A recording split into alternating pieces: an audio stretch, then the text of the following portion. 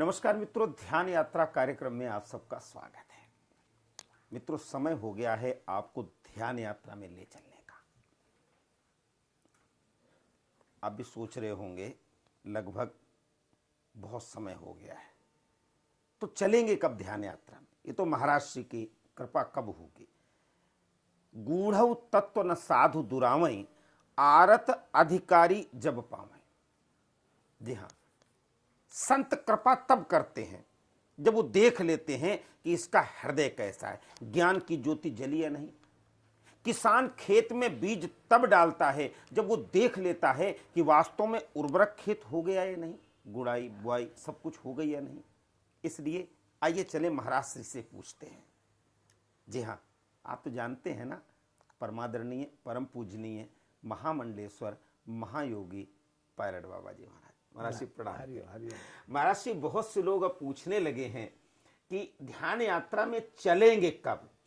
तो मैंने उनसे कहा ये तो किसान बता सकता है या संत बता सकते हैं। संत बताएंगे कि कब ले चलेंगे, किसान बताएगा बीज कब डालना है, उर्वरक आपका जब हृदय हो जाएगा, और संत को ऐसा लगेगा कि अब इसमें ज्योति जल सकती है, तभी तो चलेंगे। आप क्या कहना? जब संत देख लेगा जी, जिसको दीपक को जलाना है ना, जी जी वो जलाएगा नहीं, जलवाएगा जी, घटाएगा नहीं, घटाएगा। जी जब उसके मालूम हो जाएगा कि थक गए हैं, जी, अब इनका उद्वेलन, इनकी ऊर्जाएं अपने में आ गई है, जी ये अब भागने के लिए तैयार नहीं है, जी, अब भाग दौड़ नहीं करेंगे, तब मिल जाएगा। जो मैं शब्द यूज करता हूँ, ठहरो, जी जब तक से ठहरेंगे नहीं, जी, और शरीर को ठहराने से कोई फायदा नहीं। जी जो मन का चक्रवाक है वो मन ठहर जाए, जी, है ना।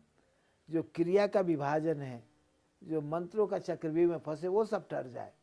नहीं तो यहाँ हमारे आपके पास आए भी और माला जाप करते हुए आए जी, कि मैं तो भगत हूँ दिखाते हुए, उनको नहीं मिल सकता। माला छूट जाए, गिर जाए, माला गिर जाए, माला की थैली फेंक दे, वो ध्यान यात्रा में जा सकता। अभी तो ये लोग खोज रहे हैं, जी, हमारी सुन रहे हैं, उनकी सुन रहे हैं, अभी तो निश्चय ही नहीं कर पाए हैं। अगर निश्चय किए होते, हम लोगों जैसा आपको भाग्य होते। अगर निश्चय कर लिए ना, हम लोगों से जो लोग हैं, हम लोगों से कौन, किसको ज्यादा प्रतिष्ठा मिला था, किसको मान मिला था, कौन इतने बड़ पद था, किसको समान था। लेकिन हमारे साथ जब घटा तो छूट गए, छोड़ने की कोशिश नहीं किया, पीछे लौट कर नहीं देखे। अब रोज रोज सत्संग जाते हैं और लौट कर घर को आ जाते हैं। घर जाते हैं तो सत्संग की चर्चा करते हैं, सत्संग में बैठते हैं तो घर की चर्चा करते हैं। इनको अभी ध्यान यात्रा में ले जाना कठिन है। जी, इनसे सबसे पहले कहिए कि साधक को ठहर तो जाओ, जी, अपने घर लौट तो जाओ। घर लौट करके ये समझ तो लो कि मैं ठहर गया हूँ, मेरा दीपक अब जलना चाहिए, मेरे अंधकार, मेरी दुविधा, मेरा झंझावत खत्म हो चुका है। तो स्वागत है, ध्यान यात्रा में ले जाएंगे, इसी जगह से ले जाएंगे। इसी जगह से ध्यान यात्रा में जाने के लिए, दीपक जलाने के लिए जितना कठिन मेहनत इन लोगों ने किया है ना, उतना नहीं है। जी जी, जितना कठिन मेहनत किया है भजन करने के लिए, साधना करने के लिए, मंत्र जाप करने के लिए ना, दुर्गा पाठ पढ़ने के, गीता के पाठ के, जितना मेहनत किया है उसमें से आपको चौथा हिस्सा भी इसमें मेहनत नहीं है। सुबह उठने के लिए सर्दी 4 बजे उठो, 5 बजे उठो, 10 कोई बजे जरूरत उठो। कहता ये सब करके देख लिया है। जी जी जी, और कुछ लोग कर रहे हैं। जी जी जी, जो देख लिया है वो इन भावों से अलग हो सकता है, जी। तो संभव है। महाराज श्री, बच्चा पैदा होता है, उसके हथकड़ी डाल दी जाती है, उससे कहा जाए प्रातः काल उठना चाहिए, ऐसे बैठना चाहिए, ये मंत्र जपना चाहिए, ये करना चाहिए, ऐसा करना, उसको तमाम सी रूढ़ियों से जकड़ते चले जाते। तो ये यात्रा का क्रम कहाँ से शुरू हो? देखिए, हम उस बच्चे को उसके लिए तैयार नहीं करते हैं जी, उस बच्चे को अपने लिए तैयार करते हाँ, ये अंतर ये हो जाता हैं। अंतरित हम उस बच्चे को उसके तैयारी में हम सोचते हैं कि हमारा ये भविष्य है, हमारा ये देश का भविष्य है, हमारी संस्कृति की सुरक्षा करेगा। हम उसको तैयार नहीं करते हैं। जी जी जी, और जब उसको तैयार करते हैं तो भाग जाता है। थियोसॉफिकल सोसाइटी ने 5-7 बच्चों को आज से 50-100 बरस पहले तैयार किया, एनी बेसेंट वगैरह ने, जी जिसमें जय राम कृष्ण मूर्ति भी थे। जी, जब जयराम कृष्ण मूर्ति को ज्ञान के सागर बनाया गया और उनसे ये कहा गया कि तुम बुद्ध के अवतार हो, जी जो बुद्ध ने कहा मैत्री का अवतार हो ना, जी जी जी। उनसे कहा तुम बुद्ध के अवतार हो, कहा क्या बात करते हो, मैं डुप्लीकेट जीवन कैसे जी सकता, मैं उधार का जीवन कैसे जी सकता हूँ। ज्ञान हो गया ना कि ये मेरे को बेवकूफ़ बना रहे हैं, मेरे को भगवान बना करके अब इस संसार का शोषण करेंगे, मुझे बुद्ध बनाने की कोशिश की जा रही है, जो मैं हूँ उसको मिटाकर बुद्ध। ऐसे आजकल तो बहुत से नकली लोग भगवान बन गए हैं। अब देख रहे हैं ना, बहुत नकली लोग भगवान बनकर मैं भगवान हूँ, मैं भगवान हूँ, मैं भगवान हूँ। शंकराचार्यों की और भगवान की बाढ़ सी आई हुई है। देवी देवताओं के अवतार की बाढ़ इस देश हाँ, के अंदर अवतार की भी बाढ़ आई हुई है। हर मैया जो साधु बन जाती है अपने को अवतार ही घोषित कर देती है। जी जी हर किसी मैया में कोई चैनलिंग भूत ऊत का प्रवेश हो जाता है, चैनलिंग हो जाता है ना, अपने को भगवान से सीधा संपर्क स्थापित कर। तो कहता है जब तक से इन सब रूढ़िवादी विचारधाराओं से, पारंपरिक विचारधाराओं से मुक्त होकर व्यक्ति अपने को स्वतंत्र नहीं महसूस करेगा, जब तक से व्यक्ति इन सब से वापस लौट करके अपने में नहीं आएगा, उसका दीपक नहीं जलेगा, क्योंकि वो अंधकार में ही डूबा है, दुविधा में है, संशय में है। अभी उसको विश्वास ही नहीं है कि परमात्मा मिलता भी है। जी जी, वो तो ऊपर ही देख रहा, सुन रहा अभी है उसको केवल। विश्वास ही नहीं हुआ है आत्मा का साक्षात्कार भी होता है, उसको विश्वास ही नहीं हुआ है, क्योंकि दूसरे के दिए के अंधेरे में चल रहा है, दूसरे के प्रकाश में चल रहा है ना, दिया किसी और का जली उसके प्रकाश में चल रहा है। व्यवस्था महाराज जी, पढ़ाई लिखाई, स्कूली पढ़ाई भी उसी रूट पे जा रही है, माँ बाप भी उसी रूट पे जा रहे हैं, तो बच्चा आखिर में उसका विकास कैसे हो। बच्चे की विकास की बात नहीं है, उनका समय अलग है। लेकिन वो जब इतना कस जाता है, घड़े में पका दिया जाता है, फिर वो कैसे अलग हो पाएगा। बुद्ध तो आपको एक राजा के पुत्र थे ना जी उनके बाप ने कितना साधन किया, सुधोधन ने बुद्ध को कितना रोकने की कोशिश की, गौतम को, यहाँ तक उसको शादी भी कर दिया, उसके बच्चे भी पैदा हो गए, लेकिन उसका सोच नहीं बदला। जब उसमें वैराग पुनः आया तो उसने यह भी नहीं सोच, इसके मन में लोभ आया कि एक बार उस बच्चे का मुंह भी तो देख लूं, लेकिन उस लोभ के साथ वैराग से भय भी आया कि कहीं वो जाग गया तो फिर नहीं जा पाओगे, उस मोह को भी छोड़ दिया, बिना देखे चल। मतलब जिसके अंदर लौ जल जाएगी वो तो नहीं फंसेगा, वो तो बुद्ध बन जाएगा, अपने आप को बुद्धत्व को जगा लेगा। तो बिरले ही होंगे ना, कोई फिर सब बिरले ही होते हैं, सत्य तो बिरले के साथ घटता है, सभी के साथ कैसे घट सकता है। तो इसके माने ये ध्यान यात्रा में बहुत कम लोग चल पाएंगे। जो साफ होगा वही चलेगा, जो बटोर करके चलना चाहे कैसे चलेगा। थोड़ा सा कहीं कुछ, जैसे वो कहते हैं ना, वो रिबेट दे दी जाती है, कुछ आप रिबेट दे सकते हैं कि थोड़ा नहीं, सा नहीं, नहीं, कहीं घंटी डुलाते रहेंगे, ओम जय जगदीश हरे, जी, ओम जय जगदीश हरे, सारी जिंदगी वही। हाँ करते रहे, कहा भीतर करते माता धन दे दे, भक्त को ला दे, वही करना, वही करते रहेंगे। मेरी नौकरी पक्की हो जाए, नौकरी मेरा पकड़ मकान जाए, बन मेरा जाए। बेटा ठीक हो जाए, मेरी बेटी ठीक हो जाए, मेरे बेटों का संतान पैदा हो गया, यही मांगते रहेंगे। वो ध्यान यात्रा में नहीं जा सकते। ध्यान यात्रा में तो वही उतर सकता है जो कहता है कि ठीक है, वो जब है तो मिलना चाहिए। ध्यान यात्रा में वो जो आपको जिंदगी भर 50-50, 100-100 साल, 60-60 साल से कथा करे, वो नहीं उतर सकते हैं। भगवान के गुणगान करते करते करते करके उच्च कोटि के दार्शनिक बन गए हैं। उनके जबान पर भगवान की महिमा का इतना शब्द उल्लेख, इतना आभूषण की तरह लगा हुआ है, लेकिन उस आभूषण को उतारने के लिए तैयार नहीं है। वो भी कहीं टाइप्ड हो गए जाके।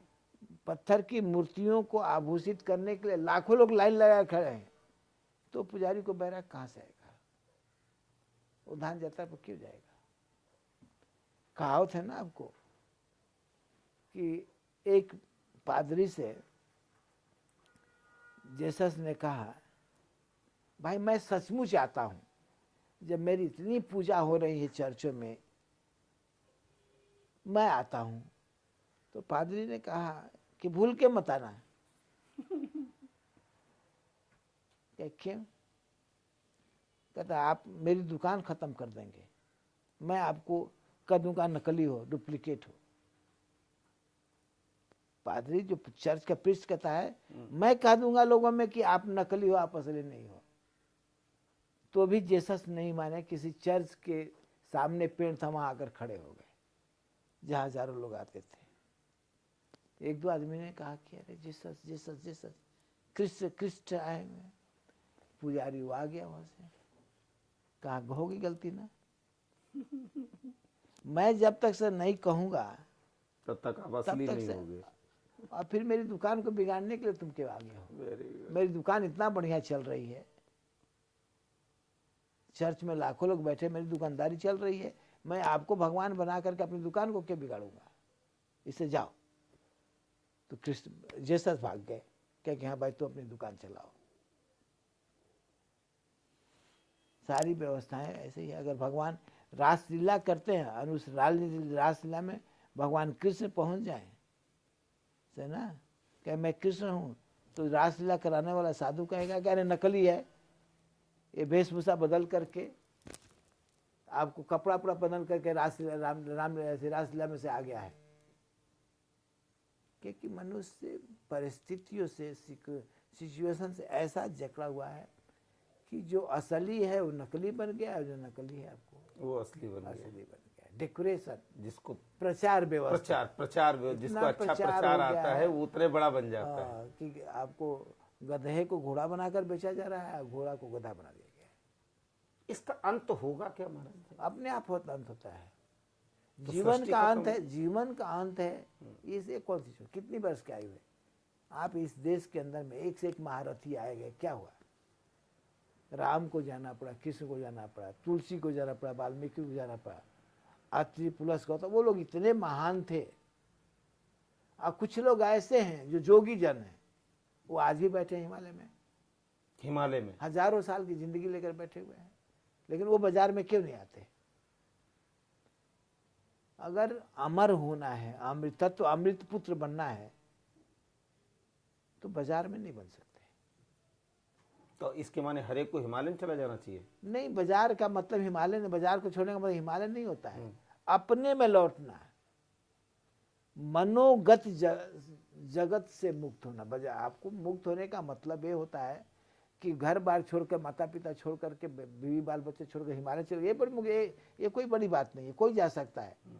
बीवी से झगड़ा हो गया, जा सकते हैं, है ना, दोस्त ने धोखा दिया, जा सकते हैं, गवर्नमेंट ने अधिक टैक्स लगाकर धन छीन लिया, आप जा सकते हैं, किसी मंदिर में जाकर शरण लगे, किसी हिमालय गुफा में चले। कहता वह व्यक्ति जो आपको अन्नमय मनोमय कोष से मुक्त होता है, रहता वही है जो हृदय गुफा में प्रवेश करता है आनंद में, वो आदमी जा सकता, ध्यान कर सकता। बाबा आज संभव है क्या? आज का जो युग है, आप ही कहते हैं ग्लोबल वार्मिंग बढ़ रही है, और ग्लोबलाइजेशन हो रहा है, षड्यंत्र बढ़ रहे, भ्रष्टाचार बढ़ रहे, असत्य बढ़ रहा, ऐसे में ऐसे व्यक्ति कोई फर्क नहीं कैसे पड़ता बढ़ेंगे, ऐसे बनेंगे? शुक्ला जी, साधक वही हो सकता है जो अपने को अपने शरीर मन से, शरीर मन के गुणातीत व्यवहारों से अलग रखता हो, साधक वही हो सकता है।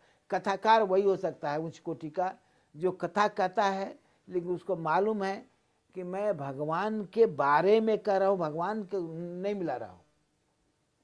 हम आप संसार में सुखपूर्वक रह सकते हैं, दृष्टा बन करके, साक्षी बन करके, अंग्रेजी में awareness, living with enlightenment awareness हम लोग कहते हैं, जियो,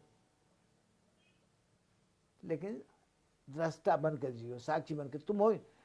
हम जानते हैं, आप जानते हो, ये शरीर मेरा है, मैं नहीं हूं, फिर क्या पकड़ रखे हो? आप ये जानते हो कि घर मेरा है, इस घर में मैं रहता हूं, ये घर मेरा, इस घर में मैं रहता हूं, फिर मोह क्यों? ये एक दिन चला जाएगा, ये खत्म हो जाएगा, ये भी खत्म हो जाएगा। नाम मेरे शरीर को मिला है, पद मेरे नाम को मिला हुआ है, उस पद में, उस नाम में मैं क्यों खोया हूं? जानते हैं, हर कोई जानता है, लेकिन उसके प्रति वो साक्षी नहीं, अवेयरनेस नहीं है। कथाकार जानता है कि मैं कथा, मेरा शरीर कथा, मेरा मुख कथा कह रहा है, मेरा मन दार्शनिक है, मैं नहीं। मैं तो इसमें बैठ करके इसको देखता हूं कि कितना सुंदर कथाकार है, लेकिन वो तो भी मुक्त नहीं होता। वो तुरंत ही उस पोथी को, वेद शास्त्र को, कथा भागवत को पलट करके उसको नमस्कार करता है, विदा लेता है उससे कि माफ करना, और तुरंत अपनी पूजा करवाने लगता है। अपनी पूजा, हमारे पैर छू। आपने पूजा करवा।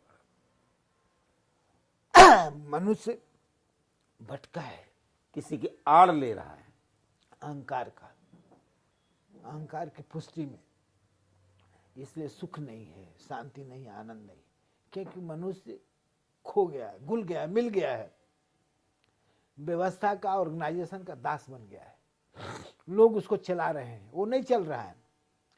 अगर उसमें उस लोगों को कहता है जैसे मेरे लोग हैं, वैसा ही जिस दिन वो समझ जाए कि मेरा शरीर है, ये मेरे शरीर का आंख है, मेरे नाक का आंख है, मेरा मन, मेरा शरीर इसको भोग करता है, अगर ये समझ जाए इन सबों के बीच में सबका केंद्र बन करके मैं एक साक्षी भाव हूं, मैं देखता हूं, मैं भोग नहीं करता, मैं खाता हूं, मेरा मुख खाता, मैं नहीं खाता।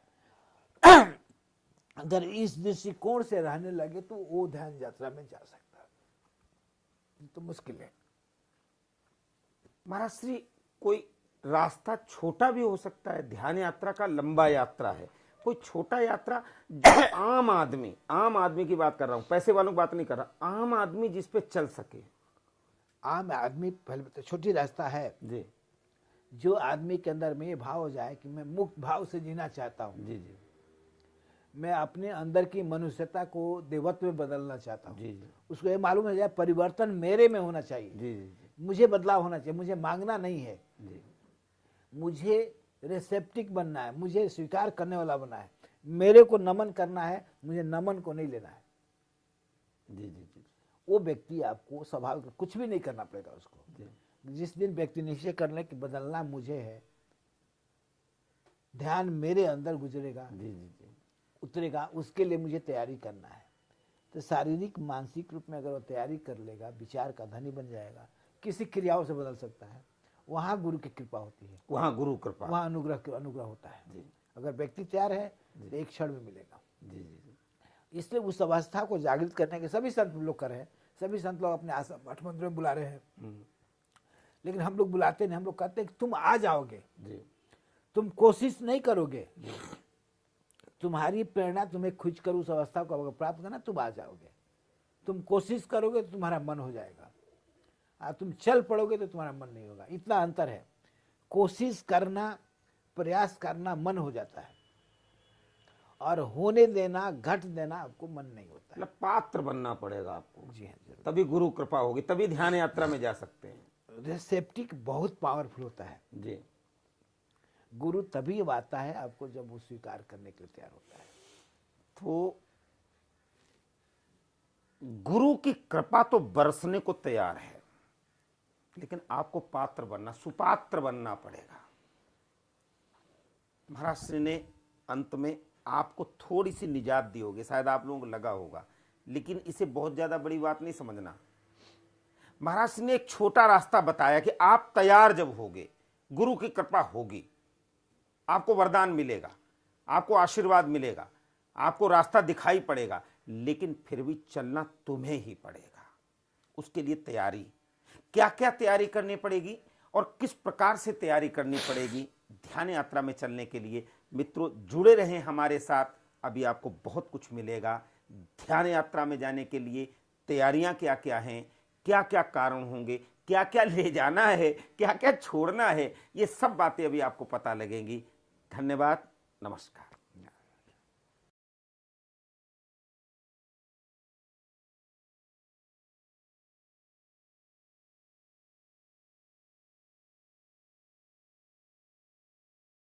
नमस्कार मित्रों, ध्यान यात्रा कार्यक्रम में आप सबका स्वागत है।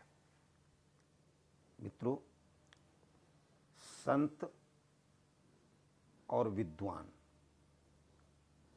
प्रभु प्रेमी, परमात्मा सेवक, सभी के मन में एक चिंतन रहता है, एक चिंता रहती है। वो चिंतन तो प्रभु का करते हैं, लेकिन चिंता अपने भक्तों की भी होती है कि भक्तों को किस प्रकार से सही दिशा निर्देश दिया जाए, सही रास्ते पर चलें, और वो अपना जीवन यापन करते हुए किस प्रकार से अपने को जान सके, रुक सकें वो कि किस प्रकार से ज्ञान का प्रकाश उनके हृदय में भरे। ध्यान यात्रा के प्रमुख अंगों में से एक ये भी है। और ध्यान यात्रा आप तक जो आ रही है और उसके लिए आप लोग तैयारी कर रहे हैं, उनमें भी संत का चिंतन, संत वाणी प्रमुख नजर आ रही है और प्रमुखता है उसी चीज की। जैसा कि आप जानते हैं, हमारे साथ हैं जिनका हमें सानिध्य प्राप्त हो रहा है, जिन्होंने योग को जिया है, जिन्होंने हिमालय की कंदराओं में, उपत्यकाओं में, ऊंची बर्फीली चोटियों पर बैठ करके निज तत्व का बोध किया है। ऐसे परमादरणीय, परम पूजनीय महायोगी पायलट बाबा जी महाराज श्री प्रणाम है। तो आइए चलते हैं महाराज श्री के पास ही।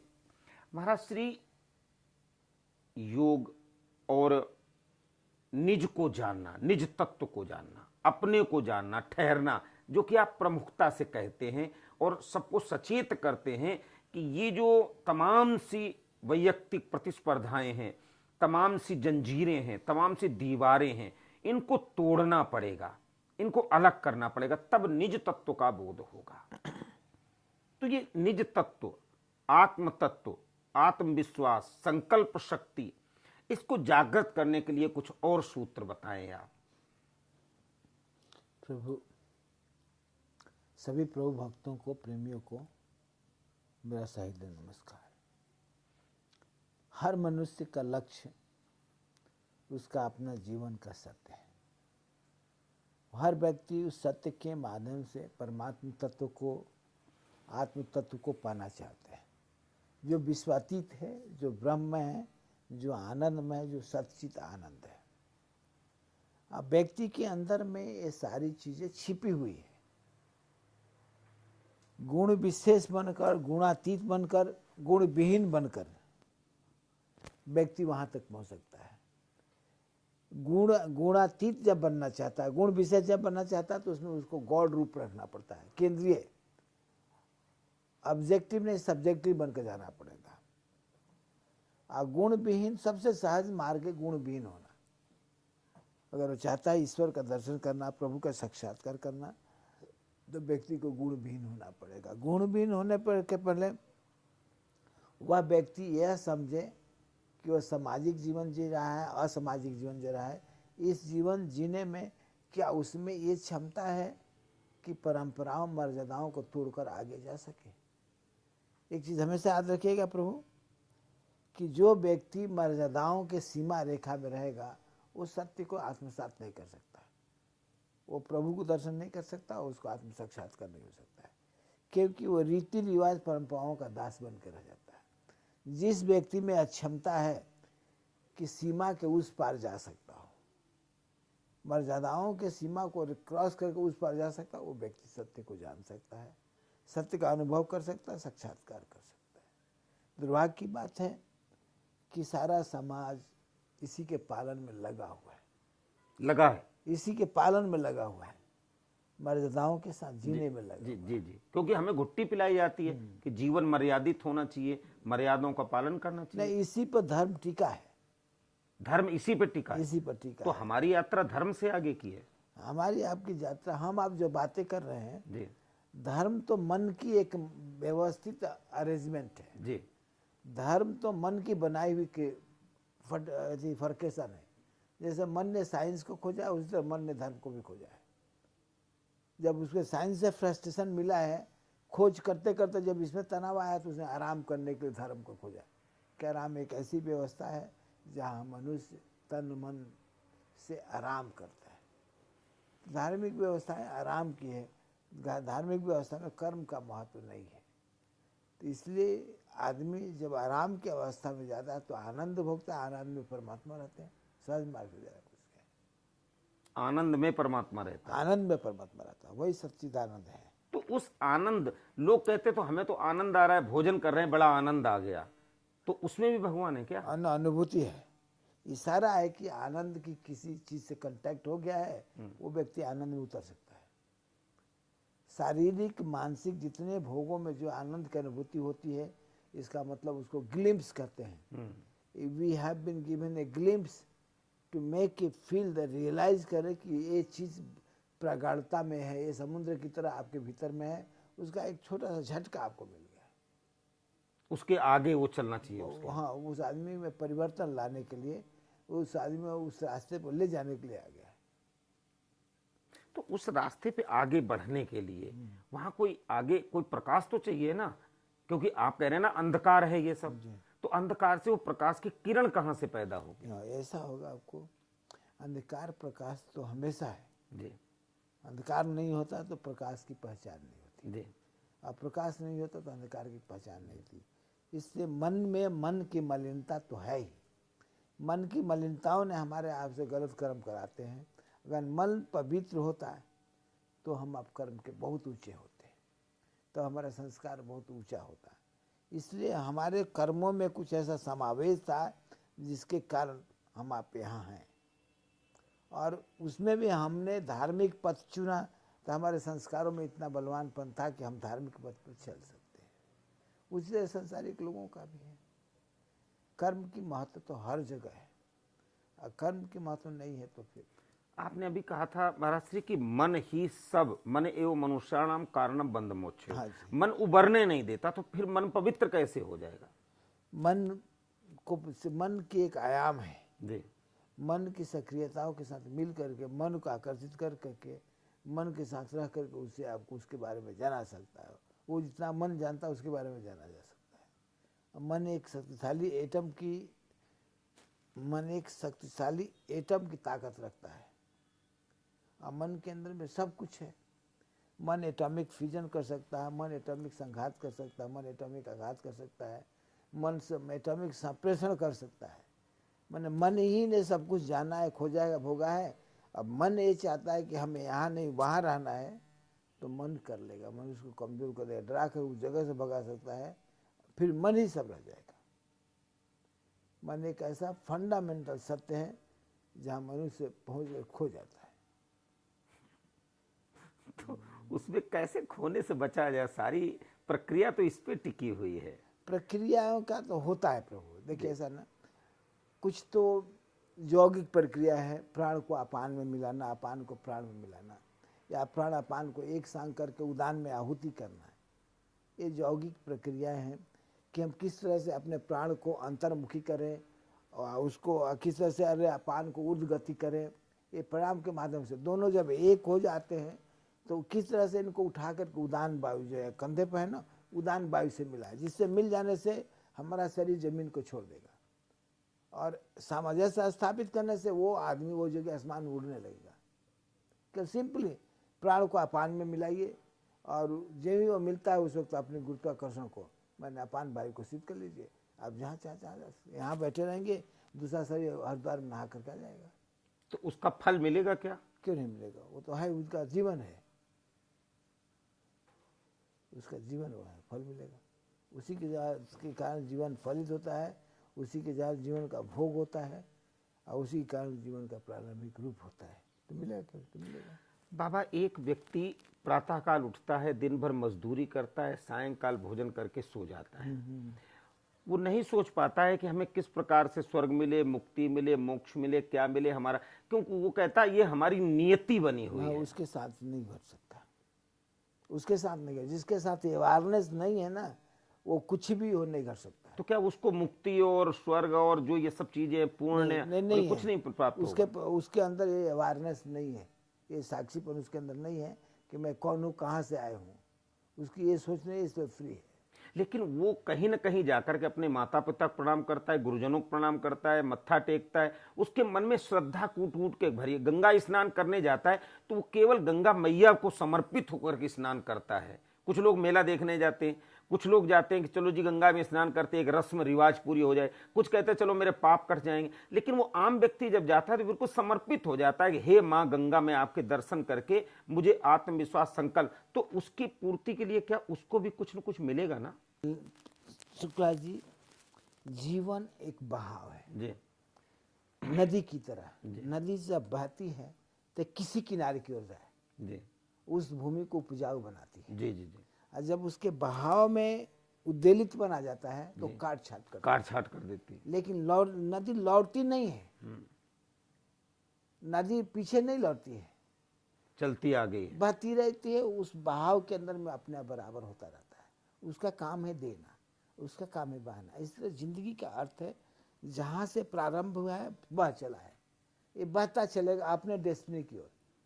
बीच में क्या होता है वो हमारे आपके संस्कार के कर्मों के कारण होता है। हम संस्कार बना चुके हैं, हम प्रारब्ध बना चुके हैं, बना चुके पीछे में बना चुके हैं। हम आप उन संस्कार प्रारब्धों के बल पर आज यहाँ बैठे हैं, एक कर्म कर रहे हैं। हमारे आपके जो संचित कर्म है हमें आपको प्रेरित करते हैं, मेमोराइज करते हैं और हम आप उस बात पर पढ़ते हैं। ये जो घटना हम आप चर्चा कर रहे हैं, इस घटना के पीछे भी हमारा आपका संस्कार है। ऐसा कोई कर्म नहीं है जो आश्रित नहीं है, जो संस्कार से न जुड़ा है, प्रारब्ध से न जुड़ा है, तभी कमेंस करेगा फ्यूचर में। हमारे आपके द्वारा इन विचारों से किसी को जगाना है। ये मानव जाति के किसी को हम आप छेड़ना चाहते हैं, किसी के दिल को झकझोरना चाहते हैं हम आप पे। हमारे आपके अंदर में ये भावना है कि हम किसी को झकझोरे, जगाएं, वो व्यक्ति आग बने, गोला बने, इवोल्यूट करे, विद्रोह करे सत्य की ओर जाने के लिए। हम हर व्यक्तियों में धर्म से ऊपर उठा करके, सामाजिक तत्व से ऊपर उठा करके हम आगे करना चाहते हैं। तुम उठो, तुम जागो, तुम समझो और लौटो अपने घर की ओर। हमारा इसलिए हर किसी के कर्मों के ऊपर आश्रित है उसका जीवन का प्रवाह, वह उसकी जीवन की निधि, उसका देह सब उसके कर्मों के अधीन है। इसके माने आप पुनर्जन्म को मानते हैं? पुनर्जन्म तो होता है, ये मानने की बात ही क्या है। क्योंकि वैज्ञानिक लोग आज के परिप्रेक्ष्य में लोग नहीं मानते। ऐसे उल्लू जल्लू वैज्ञानिकों को कौन पूछता है। हम उन वैज्ञानिकों को क्या महत्व देते हैं जो शोध करते हैं, हजारों लाखों पर शोध किया गया। हम आप ऐसे बच्चों से मिला सकते हैं जो अपने जीवन की सारी कहानी अगले जन्म का बता सकता है। ऐसे औरतें हैं, ऐसे बच्चे लड़के पैदा हो जो कोर्ट में जाकर गवाही दिए हैं कि हमें फलाना आदमी ने मारा, वो आदमी है, उसका वो घर है, मकान है, बस बाल बच्चे हैं, और कोर्ट को मान्यता देनी पड़ी है कि हो सकता है। विज्ञान का कोई स्तर नहीं है। विज्ञान जो इन्वेस्टिगेट करता है, विज्ञान जो तोड़ फोड़ मरोड़ काट छाट करके एक हमारे आपको सुंदर चीज काट तराश का बनता है, इसका मतलब सत्य नहीं है। विज्ञान एक खोज है। अब विज्ञान फिजिक्स, मेटाफिजिक्स, क्वांटम फिजिक्स की ओर जा रहा है, इसका मतलब क्या है?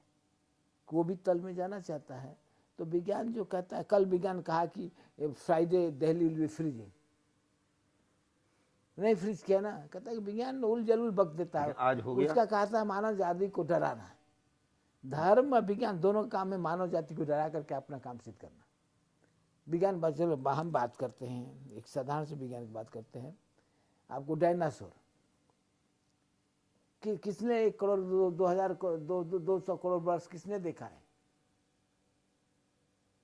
कौन सा ऐसी सॉल्यूशन है जिसके माध्यम से एक अंडे को चाहे एक बोन को देख कर कहते इतने 100 करोड़ पहले होते? ये सब साइंटिफिक इमेजिनेशन है। कुछ काल में ऐसा हुआ करता था, इसलिए भी उसी काल का होगा। तो इसलिए विज्ञान उतना सत्य प्रमाणित नहीं करता है। विज्ञान आपके अंदर झांक कर नहीं देख सकता है, विज्ञान अपने अंदर झांक कर नहीं दे सकता है। विज्ञान तो एक क्रिएटिव टूल्स है। विज्ञान तो एक क्रिएटिव टूल्स है जिसके माध्यम से हम आप देश को, समाज को विकसित कर सकते हैं, इकोनॉमिकल विकास कर सकते हैं, सोशल विकास कर। अब विज्ञान ऐसे कोई बड़ी चीज़ नहीं है। विज्ञान से पहले धर्म ने बहुत कुछ कर सका। धर्म भी कोई बड़ी चीज़ नहीं है। धर्म को इसलिए हम आप मानते हैं कि वह हमें आत्मा से, ईश्वर से जुड़ने की बात करता है। लेकिन सारी खोज तो धर्म की है। पृथ्वी गोल है, इसको कहने वाला सब संत महात्मा दार्शनिक ही थे, वैज्ञानिक नहीं थे, और उन्हें खोजा। इसलिए विज्ञान को हम आप जानने के लिए पढ़ें, जानने के लिए छुड़े, इसको करने के लिए नहीं। हम आप करें तो हमारी ऊर्जा बेकार हो जाएगी। हम उस तरह विज्ञान को हम आप समर्पित नहीं हो सकते हैं। क्यों नहीं समर्पित होते? कि हमारी आपकी मनोदशा और है, जिसने विज्ञान को खोजा उसकी मनोदशा और है। धीरे धीरे मानसिक यूनिवर्सल माइंड बनते, मन यूनिवर्सल माइंड बन रहा है, एक दूसरे से रिलेटिविटी ट्रूथ कर रहा है। जो फिजिक्स के जो सिद्धांत है, आर्किमिडीज की रिलेटिविटी ट्रूथ, आपको धीरे धीरे बन रहा है। जो फिलोसफर का शून्यवाद का दृष्टि से आकाश सब बन रहा है, सक्रिय काम कर रहा है। It can happen, it can not be happen, both है। ये जरूरी नहीं है कि जो प्लानेट अंतरिक्ष से टूट कर गिर रहा है वो पृथ्वी पर आएगा इस जगह पर, जरूरी नहीं है। उसको कोई ऋषि महात्मा, कोई दैविक शक्ति, कोई आसुरी शक्ति उसको रोक सकता है। ये क्षमता मनुष्य के अंदर में है। मित्रों, ध्यान यात्रा महाराज श्री का एक एक शब्द, एक एक सूत्र, एक एक मंत्र है। इसलिए जीवन में संत, महात्मा, विद्वान जो भी बताएं उसको धारण करना चाहिए। यह भी एक सूत्र है ध्यान यात्रा में चलने का। इसलिए आप जुड़े रहें हमारे साथ। अभी बहुत से सूत्र आपको मिलेंगे ध्यान यात्रा में चलने के लिए, और जब वो सभी सूत्र आप आत्मसात कर लेंगे तो आप स्वयं में परिपूर्ण होंगे। निज तत्व का बोध होगा, आत्म तत्व का बोध होगा, आत्मविश्वास आएगा और आत्मसंकल्प जागृत होगा। समझ लेना, आप अपने आप, आपकी तैयारी हो गई यात्रा पे चलने के लिए। जैसे आप सब सामान रख लेते हैं ना, अटैची बंद कर लेते हैं, आप संतुष्ट होते हैं कि मैंने सब कुछ, दवाई भी रख ली, पानी भी रख लिया, वस्त्र भी रख लिया, सब कुछ रख लिया है। ऐसे ही आप संतुष्ट दिखाई देंगे, तब आप स्वयं समझ जाएंगे कि अब हम तैयार हो गए यात्रा में चलने के लिए। तो मित्रों, जुड़े रहें हमारे साथ यात्रा में चलने के लिए। धन्यवाद, नमस्कार।